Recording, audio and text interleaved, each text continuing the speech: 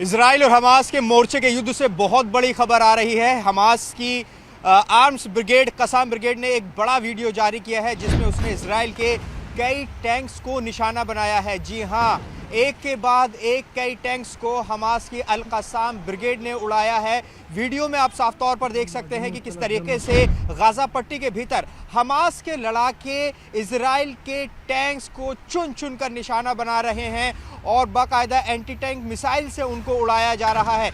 एक नहीं, दो नहीं, तीन नहीं, बल्कि कई कई बार निशाना बनाया गया है। और एक आध वीडियो तो ऐसी है कि बाकायदा जो लड़ाके हैं हमास के, वहां पर जाकर टैंक के पास जो एंटी टैंक हथियार है उसको रखकर उसको उड़ा देते हैं। तो ये चुनौती इजराइल की सेना को मिल रही है गाजा पट्टी पर। गाजा पट्टी पर एक बहुत बड़े हिस्से पर कब्जा करने का दावा करने वाली इजराइल की सेना लगातार आगे बढ़ रही है, लेकिन जिस तरह से स्थिति बन रही है वहाँ पर गाजा में हमास की जो ब्रिगेड है वो बड़ी चुनौती दे रही है। देखिए, हमास के सामने, इजराइल के सामने वहाँ पर हमास है, इस्लामिक जिहाद की अल कुद्स ब्रिगेड है। तो ये दो बड़ी लड़ाके हैं, दो बड़े संगठनों के जो वहाँ पर बड़ी चुनौती दे रहे हैं। देखिए, अगर आंकड़ों की बात करें तो ग्राउंड इन्वेजन के दौरान इजराइल के अब तक 66 सैनिक मारे जा चुके हैं। आप संख्या समझिए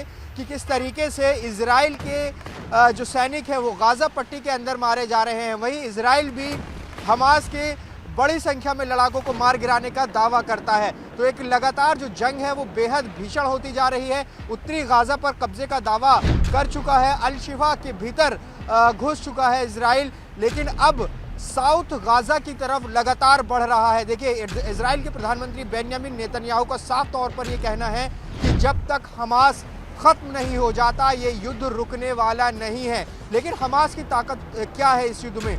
कई बड़ी ताकत उसकी सामने आ रही है। एक ये कि वो गुरिल्ला वॉर में माहिर माना जाता है, जैसा कि आप इस वीडियो में भी देख सकते हैं कि किस तरीके से आखिर छुप कर वॉर कर रहे हैं हमास के लड़ाके और बाकायदा जो गाजा के गलियों में, गाजा की सड़कों पर टैंक्स घूम रहे हैं इजराइल के, उनको निशाना बना रहे हैं। दूसरी बड़ी बात, जो युद्ध में हमास शुरू से ही इजराइल पर दबाव बनाने की कोशिश कर रहा है वो है बंधकों की रिहाई का मामला। अभी भी करीब 240 के करीब बंधक जो हैं इजराइल के वो हमास के कब्जे में हैं। लगातार बीच बीच में अलग डील सामने आई, लेकिन अभी तक भी किसी बंधक की रिहाई नहीं हुई है। बार बार ये कहा जा रहा है कि जब तक सीज फायर नहीं होगा बंधकों की रिहाई नहीं होगी। वहीं प्रधानमंत्री बेंजामिन नेतन्याहू भी इस मामले में झुकने के लिए तैयार नहीं है। तो जंग जो है करीब 40 दिन से ज़्यादा का वक्त बीत चुका है और अपने निर्णायक मोड़ पर पहुंचती जा रही है। इस बीच न सिर्फ गाजा में बल्कि लेबनान में भी बड़ी चुनौती इजराइल के सामने आ रही है। इसके अलावा यमन के हूथी विद्रोहियों ने इजराइल का एक कार्गो शिप हाईजैक करने का दावा किया है।